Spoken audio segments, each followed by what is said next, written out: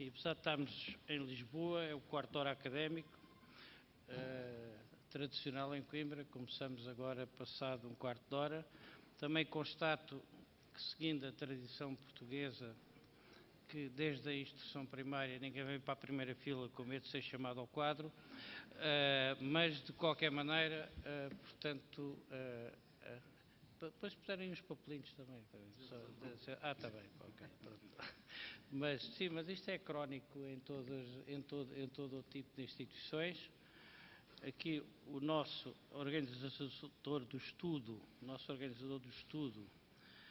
já me colocou também que a mesa está mal posta, que eu devia estar aqui e ele aqui, portanto, mas à parte destes pequenos pormenores, quer dizer, técnico ou burocráticos, vamos dar início aos nossos trabalhos. E para não perdermos tempo e com sentido prático, eu declaro, enfim, aberto esta sessão e dou a palavra ao orador. Reservo-me depois para algumas considerações mais tarde, conforme está na agenda. Cortês.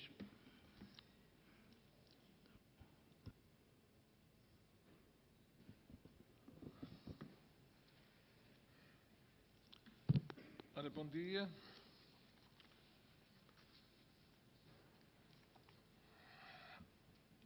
A minha intervenção vai ser breve. Tenho apenas a preocupação de, por um lado, fazer um pouco o enquadramento deste trabalho no âmbito daquilo que a Confederação do Comércio e Serviços de Portugal vem realizando e também dar algumas pistas um pouco avulso relativamente a este tema particularmente atual e importante para o setor que nós representamos, o setor do comércio e dos serviços. Relativamente ao enquadramento deste encontro, importa dizer que a CCP considera que é absolutamente indispensável termos um conhecimento tão vasto e tão rigoroso quanto possível da realidade do nosso país, nas suas várias vertentes, e que só em função desse conhecimento é que é possível definir as políticas corretas, políticas públicas e políticas empresariais, para conseguirmos ter uma economia mais competitiva e mais capaz. Infelizmente, um dos efeitos que também a atual crise tem vindo a envolver é que há um número cada vez mais escasso de trabalhos de reflexão e de análise sobre a nossa realidade, e nomeadamente alguns organismos públicos que o poderiam fazer, com alguns cortes que têm vindo a sofrer, abdicaram de desempenhar esse papel. E, portanto, hoje, muitas vezes, quando estamos a definir aquilo que devem ser as políticas para a economia, estamos um pouco a fazer um exercício quase de intuição, muitas vezes especulativo, relativamente àquilo que é a realidade e àquilo que queremos transformar. E, portanto, este trabalho que hoje aqui vamos apresentar e outros que fizemos anteriormente são o modesto contributo que a CCP considera indispensável para alterar esta situação. Naturalmente, isto só é possível porque houve o apoio do Programa Operacional do Potencial Humano, portanto é evidente que há aqui também um envolvimento público relevante e, portanto, esse apoio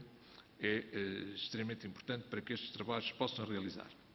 Este, para quem acompanhou, digamos, toda esta sequência de trabalhos, é o terceiro dos estudos que a CCP, durante estes 2 últimos anos, 2011 e 2012, realizou. Portanto, será, digamos, a última apresentação desta série de 3 estudos. 3 estudos que abordaram temáticas, todas elas, a nosso ver, particularmente relevantes, embora também todas elas diferenciáveis. Tivemos um primeiro trabalho que foi direcionado para a questão da internacionalização da nossa economia e do papel dos serviços, do setor dos serviços nessa internacionalização, um trabalho que foi coordenado pelo Dr. José Félix Ribeiro e que já teve tradução e edição também em livro, que aliás está disponível para quem ainda não tenha tido acesso a esse trabalho, e que constitui um estudo e um conjunto de reflexões que nos parecem extremamente importantes para um correto posicionamento da questão da internacionalização da economia, muitas vezes enviesadamente colocada como sendo feita à base apenas do chamado setor dos bens transacionáveis e em que se ignora o crescente e cada vez mais relevante papel que os serviços têm nessa mesma internacionalização, e nomeadamente no peso que têm já nas exportações portuguesas. E, portanto, esse trabalho, que aliás está já neste momento a entrar numa segunda fase, é um trabalho que a CCP considera muito relevante e que quer prosseguir. O segundo trabalho que fizemos e que também já foi objeto de uma apresentação pública, embora ainda não tenha saído a edição em livro, que atrasou um pouco, mas que deverá sair até ao final do ano, teve um tema mais específico, de alguma maneira ligado também com a questão da internacionalização, mas concentrado num cluster, o cluster da saúde e do bem-estar, que consideramos que dentro de uma perspectiva de especialização da economia portuguesa e, sobretudo, atração de não-residentes, é uma área com potencial de crescimento significativo. E, portanto, estamos a procurar, sobretudo, ver aqui um conjunto múltiplo de atividades que são relevantes para criar aqui oportunidades de negócio e também atrair não-residentes, o que significa que, embora muitas vezes este setor seja considerado dentro da designação dos setores não transacionáveis, na realidade, a verdade é que pode dar um contributo importante em termos das exportações portuguesas, nomeadamente por via da componente de turismo, que é aqui particularmente relevante. Este trabalho foi coordenado pelo professor Fernando Ribeiro Mendes e teve um envolvimento bastante importante de empresas relacionadas com este setor e, portanto, para além do trabalho em si, houve aqui também da nossa parte uma grande preocupação de criar aqui uma plataforma de reflexão e debate permanente que irá prosseguir com essas empresas, em que de alguma maneira a CCP se propõe ser aqui o aglutinador e o fator de agregação dessas mesmas empresas. E esse trabalho está em curso e também vai agora ter continuidade num novo estudo,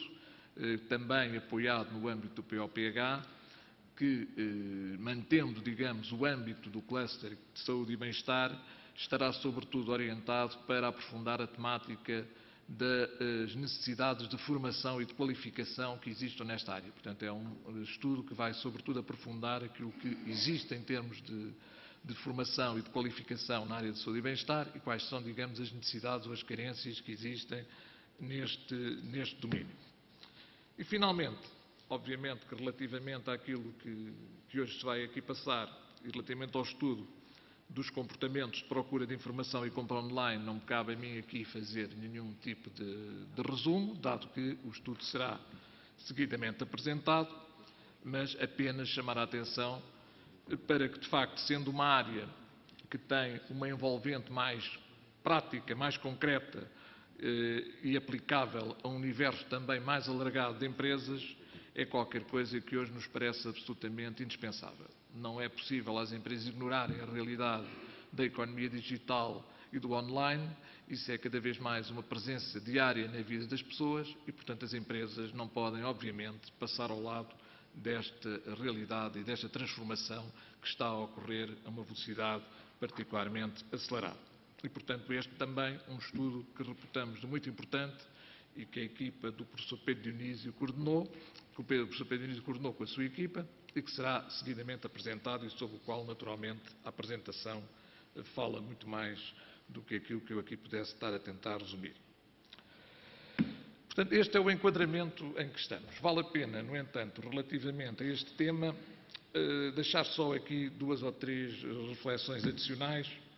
Havia aqui um título pomposo, supostamente, nesta intervenção que iria fazer sobre a importância da comunicação e do marketing nas empresas, no programa. Não irei, desse ponto de vista, satisfazer a ambição que esta designação pressupõe, mas tão somente dar aqui 2 ou 3 reflexões que penso que poderão servir depois também, de alguma forma, para enquadrar este trabalho. Porque, no fundo, o trabalho que vai ser apresentado tem uma lógica muito de estudo na perspectiva da procura, portanto, analisar essencialmente o outro lado, e aqui também importa ver como é que as empresas depois se devem posicionar relativamente a isto, nomeadamente sabendo tirar todos os ensinamentos e aproveitamentos daquilo que é o posicionamento e a forma como, do lado da procura, se vê esta realidade. E uma primeira questão que penso que, apesar de tudo, vale a pena colocar aqui, não podendo fugir a ela, tem a ver com os tempos que estamos a viver, os tempos de crise, os tempos difíceis, aquilo que está a acontecer em termos de quebra da atividade económica, nomeadamente em resultado da quebra que está a acontecer no consumo das famílias e no investimento, quer público, quer privado. Um futuro que se apresenta de alguma maneira incerto face àquilo que são as várias projeções e a forma de alguma maneira pouco constante como essas mesmas projeções vão sendo sucessivamente alteradas. Há um clima de alguma desconfiança, quer do lado das empresas, quer do lado dos consumidores, relativamente ao que possa ser o seu futuro. Muitas empresas têm vindo a encerrar, muitas outras, a perspectiva de atuação que têm vindo a assumir é de procurar resistir o mais possível, reduzindo custos e, de alguma forma, adiando mesmo planos de inovação ou de renovação do seu próprio investimento. E, neste contexto, pode-se pôr a questão qual é o sentido de trazer para debate as novas tecnologias de informação e comunicação e de estar aqui a relevar a importância do marketing empresarial e da comunicação com clientes e consumidores. Ou seja, dito de outra maneira, não será que na presente conjuntura esta é precisamente uma daquelas áreas que as empresas devem cortar na perspectiva de reduzir ao mínimo a sua despesa? Naturalmente que se calcula que a resposta que posso dar, e que enfim que a CCP dá ao ter promovido o estudo e ao estar a realizar esta sessão, é negativa a esta mesma questão. E, portanto, vai no sentido de que é precisamente porque estamos a viver uma situação de crise que tem como elemento fundamental a quebra e a escassez da procura, nomeadamente da procura interna ao país, e em que, consequentemente, os critérios de escolha dos clientes, dos consumidores, são mais apertados e também mais trabalhados, e em que a concorrência mais se intensifica, que, a nosso ver, esta área ganha uma importância reforçada do ponto de vista da própria estratégia de sobrevivência das empresas no momento que estamos atualmente a viver. É evidente que todos estamos de acordo que o tempo é de alguma seletividade nos custos e nos investimentos e, portanto, mesmo naquilo que tem a ver com este amplo tema das novas tecnologias de informação e comunicação, há que fazer uma rigorosa e exigente avaliação de custo-benefício dos investimentos que são feitos. Isso tem que ser uma preocupação e a abordagem dos níveis de retorno dos investimentos têm que ser naturalmente estudados numa preocupação de maximizar o investimento que é realizado. Aquilo que também pensamos é que se há uma área que, sem grande risco de errar, irá continuar a registrar no futuro próximo um elevado crescimento, nomeadamente em termos do peso dos utilizadores deste mesmo instrumental, e que tem também uma tendência para, com o seu desenvolvimento, ver os seus próprios custos de alguma forma reduzidos, o que tem vindo a acontecer ao longo dos tempos, no âmbito, nomeadamente, da economia digital, é precisamente esta. As estimativas oficiais apontam um pouco para que hoje qualquer coisa como 50% da população portuguesa faz um uso regular da internet e que, em contrapartida, a percentagem, sobretudo das micro e das pequenas empresas que utilizam este instrumento, é ainda relativamente diminuto, nomeadamente comparando com aquilo que acontece noutros países e noutras realidades. Seja na perspectiva da utilização deste canal na lógica da venda, portanto do chamado e-commerce, seja simplesmente enquanto instrumento de promoção e divulgação dos produtos. Mas investir na relação com o cliente é hoje um caminho absolutamente incontornável, é o caminho que o marketing neste novo século tem que prosseguir